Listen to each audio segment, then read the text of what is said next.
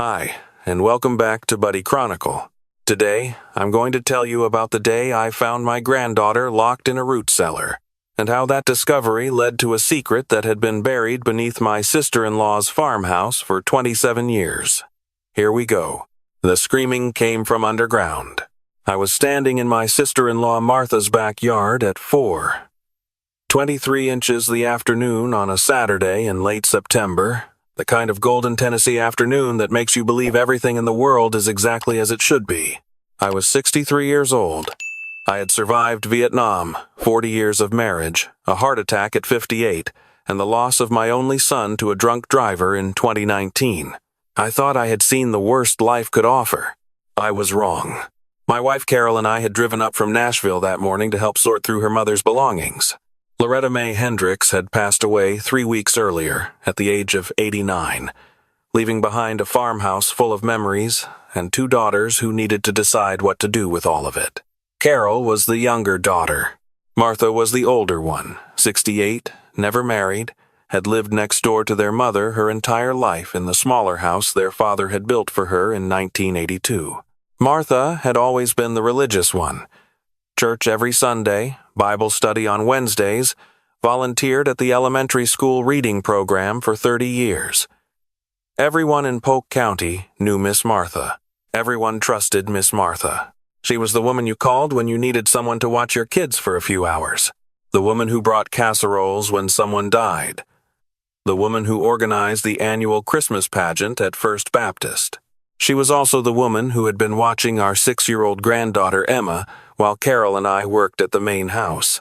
Emma was our son David's daughter. After David died, his wife Melissa fell apart. Drugs, then rehab, then more drugs. We got custody of Emma when she was 3. She was our whole world now, the only piece of David we had left. "I'll watch her," Martha had said that morning, smiling that soft smile she always wore. "You two focus on Mama's house. Emma and I will have a wonderful time. We'll bake cookies." I didn't think twice about it. This was Martha. This was family. By 4 o'clock, Carol and I had filled a dozen boxes with dishes, photo albums, and her mother's collection of ceramic angels. My back was aching. My knees were worse. Carol suggested we take a break, maybe drive into town for an early dinner. "I'll go get Emma," I said. "You finish packing up the kitchen." I walked the 1/4 mile to Martha's house through the woods that connected the 2 properties, the same path Carol had walked as a child. The leaves were just starting to turn, red and orange against the late afternoon sky. Beautiful. Peaceful. Then I heard it. A scream. Muffled, but unmistakable. High-pitched, terrified, coming from somewhere beneath my feet. I stopped walking. Listened. Nothing. Just the wind in the trees, a crow calling somewhere in the distance. Maybe I imagined it. Maybe it was an animal. A fox or a rabbit caught by something. Then it came again. Clearer this time. "Grandpa! Grandpa, help me!" "Emma." I ran. 63 years old, bad knees, bad back, didn't matter. I ran toward Martha's house, toward the old root cellar behind it. The one with the heavy wooden doors set into the ground like something from another century. The doors were latched, from the outside. "Grandpa, I'm scared. It's dark." I ripped the latch open, hauled the doors up. Stone steps led down into blackness. The smell hit me first. Damp earth, mold, something else. Something chemical and wrong.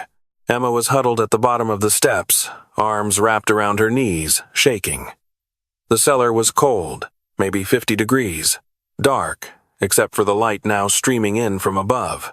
She looked up at me with eyes that would haunt my dreams for years. I went down those steps faster than I should have. Scooped her up. Carried her into the sunlight. "Baby, are you okay?" "What happened? Why were you down there?" Emma buried her face in my shoulder. Her whole body was trembling. "Aunt Martha put me there." I was bad. My blood went cold. "What do you mean she put you there? What did you do?" "I broke a plate. When we were baking cookies. It slipped and I broke it and she got so mad. Grandpa, She said bad children go to the quiet room until they learn. She said the quiet room makes children good. The quiet room. I held my granddaughter tighter, trying to process what she was telling me. Has she done this before, Emma? Has Aunt Martha ever put you in there before? Emma nodded against my shoulder. Last time, too. When we visited at Easter. I talked back, and she put me in the quiet room for a long time. She said I wasn't supposed to tell anyone. She said if I told, I'd have to stay there forever. Like the other ones. My heart stopped. Like what other ones, baby? Emma's voice dropped to a whisper. She said there's one who never came out. A bad one who didn't learn. He's still there, Grandpa. In the back room. She showed me once. She said that's what happens to children who don't learn to be good. I looked back at the root cellar. At the darkness below. In the back room. I carried Emma to my truck, started the engine, cranked the heat even though it was 65 degrees outside. I wrapped her in my jacket, told her to lock the doors, told her I'd be right back. Don't leave me, Grandpa. I have to check something, sweetheart. I'll be right outside where you can see me, I promise. I called 911 as I walked back to the cellar. My hands were shaking so badly I could barely hold the phone. 911. What's your emergency? I need police at 1847 Hickory Ridge Road.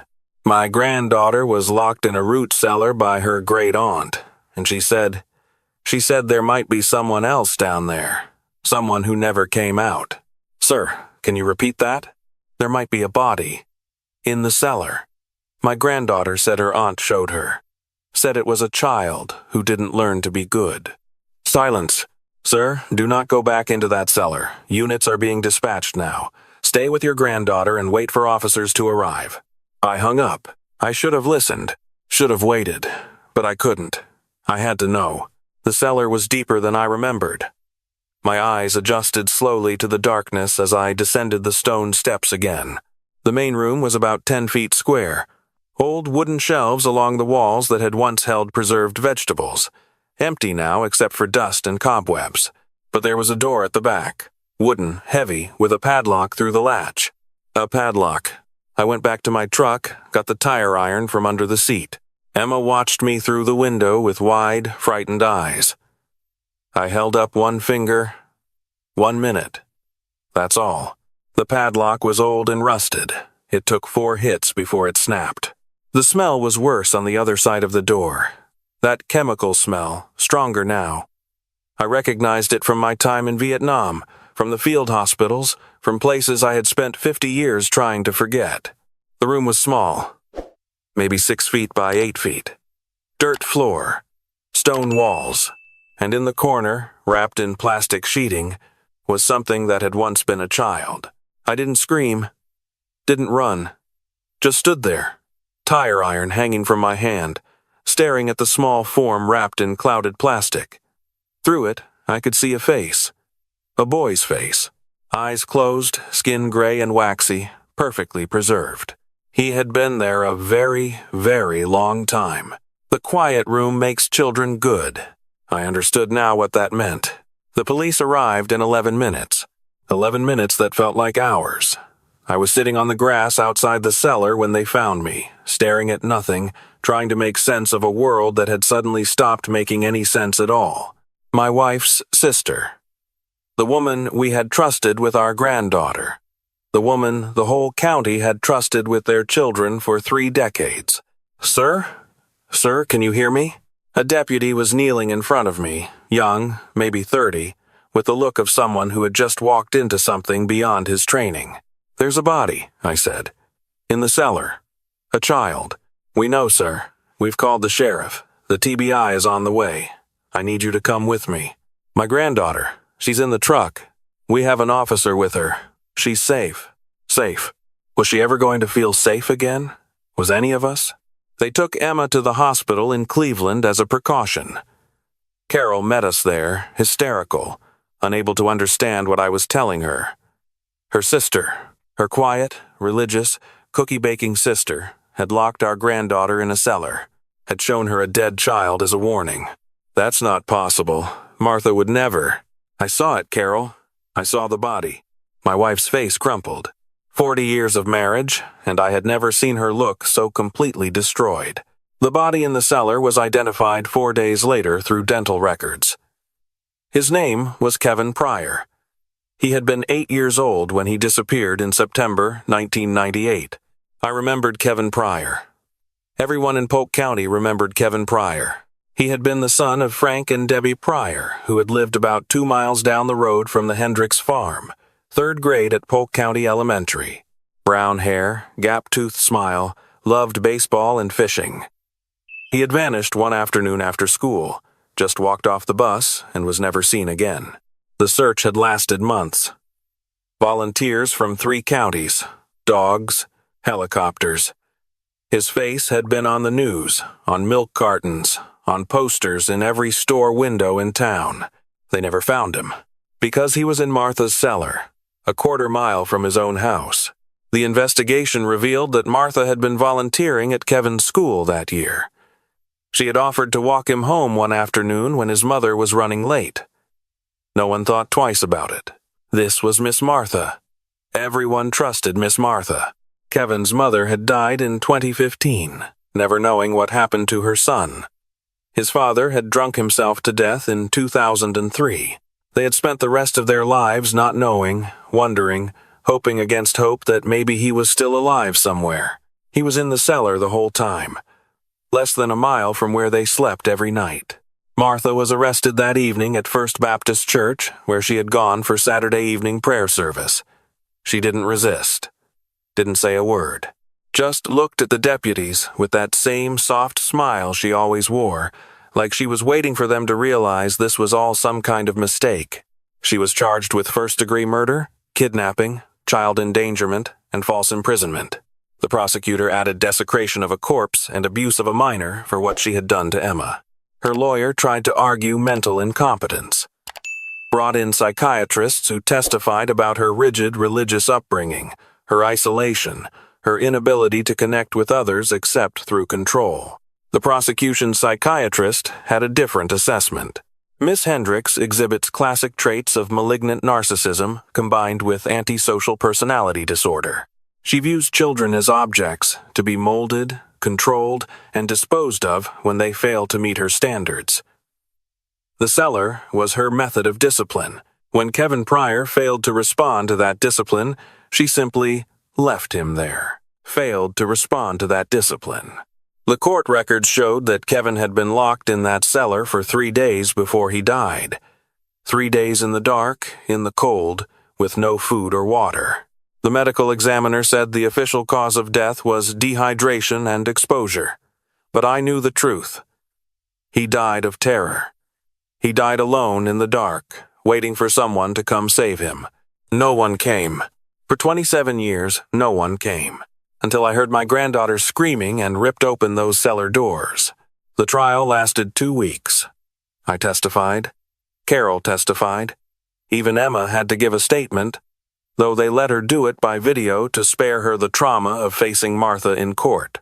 She told me the quiet room would make me good, Emma said on the recording, her small voice steady but her hands twisting in her lap. She said Kevin wasn't good enough, so he had to stay forever. She said if I wasn't good, I would have to stay forever too.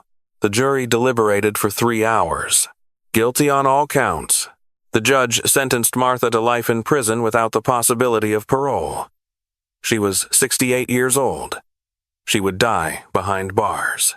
When the sentence was read, she finally spoke. The only words she said during the entire trial. I was trying to help them. Bad children need discipline. The quiet room makes children good. The quiet room. I still hear those words in my nightmares. Carol was devastated. Not just by what Martha had done, but by the realization that she had lived next door to a monster her entire childhood and never knew. She had played in those woods, walked past that cellar 1,000 times, never once suspecting what was inside. "Did you know?" I asked her one night, months after the trial. "Did you ever suspect anything?" My wife was quiet for a long time. Martha was strict, she finally said. Mama always said she was too strict. When we were little, if I did something wrong, Martha would make me sit in the corner for hours. She said it built character.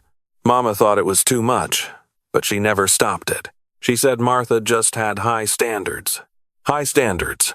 I thought about Kevin Pryor, 8 years old, locked in a cellar for 3 days because he failed to meet Martha Hendricks's high standards. I thought about my granddaughter, 6 years old, sitting in the dark because she broke a plate while baking cookies. I thought about all the children over the years who had been left in Martha's care, all the parents who had dropped their kids off without a second thought because this was Miss Martha, this was the sweet church lady who everyone trusted. How many of them had seen the inside of that cellar? How many had been terrorized into silence? We'll never know. Martha never confessed to anything beyond Kevin, never showed an ounce of remorse.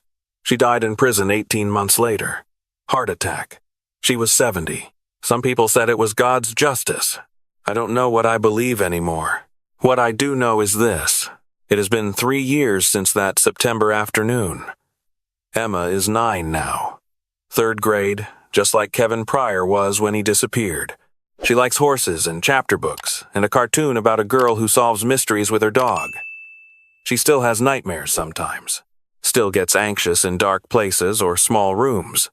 She sees a therapist every other week, a kind woman named Dr. Patterson who specializes in childhood trauma.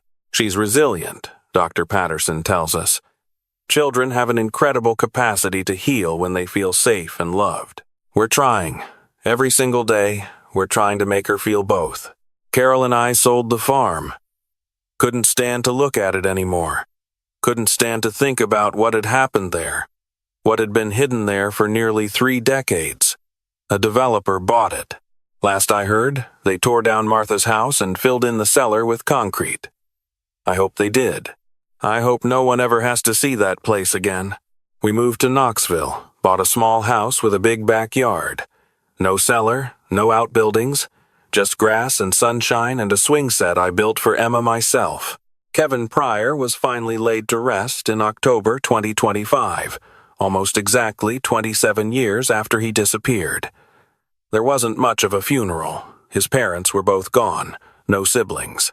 Just a few people from town who remembered the little boy who vanished, and me. I had to be there. I don't know why exactly. Maybe because I was the one who found him. Maybe because I kept thinking about how close Emma came to the same fate. Maybe because someone needed to bear witness. Emma asked to come. He was alone for so long, Grandpa. In that dark place, all alone. I want to tell him he's not alone anymore. So we went. The cemetery was quiet. Early morning, just us and the groundskeeper raking leaves in the distance. Kevin's headstone was simple. Just his name, his dates, and the words, "Finally found. Finally home." Emma knelt down and placed a small bouquet of flowers against the stone.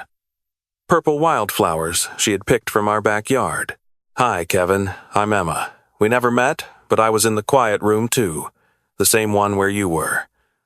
I was really scared, but my grandpa found me.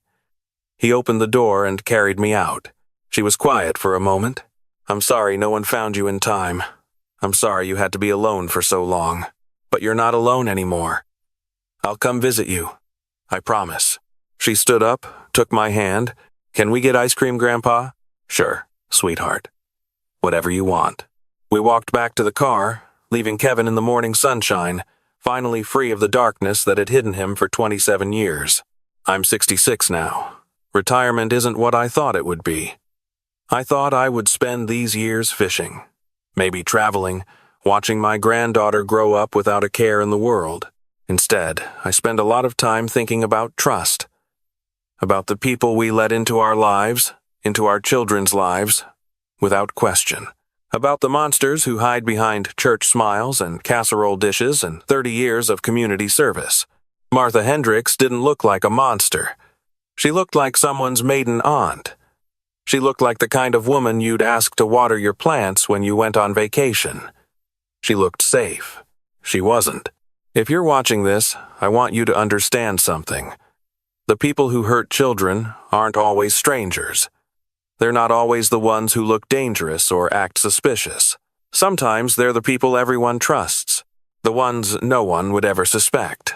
Pay attention to the children in your life when they don't want to be left with certain adults. When they come home quieter than they left.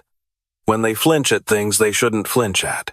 When they have nightmares they can't explain. Listen to them, believe them, protect them. I almost lost my granddaughter because I trusted the wrong person, because I didn't ask questions, because it never occurred to me that the sweet church lady who baked cookies could lock a 6-year-old in a cellar for breaking a plate. Emma saved herself by screaming loud enough for me to hear. Kevin Pryor didn't have that chance. He died alone in the dark, waiting for help that never came. Be the person who listens. Be the person who comes. Emma is in the backyard right now. I can see her through the kitchen window, swinging on the swing set, laughing at something only she can hear. 9 years old. Messy braids, purple t-shirt with a horse on it, grass stains on her sneakers. My granddaughter, alive, healing, free. 3 years ago, I found her locked in a cellar. Today, she's arguing with me about whether we can get a pony. Life goes on. That's what I've learned. Even after the worst things imaginable, life goes on. You just have to keep showing up. Keep holding on. Keep being there when they need you. I found my granddaughter because I went to pick her up early. Because I heard a scream that I could have ignored. Because I ripped open a door instead of waiting for someone else to do it. Sometimes life gives you a chance to save someone. The question is whether you take it. I took it, and I would take it again. Every single time. Thanks for listening. Share this with someone who needs to hear it. Someone who works with children. Someone who might recognize the signs. You could save a life. You really could.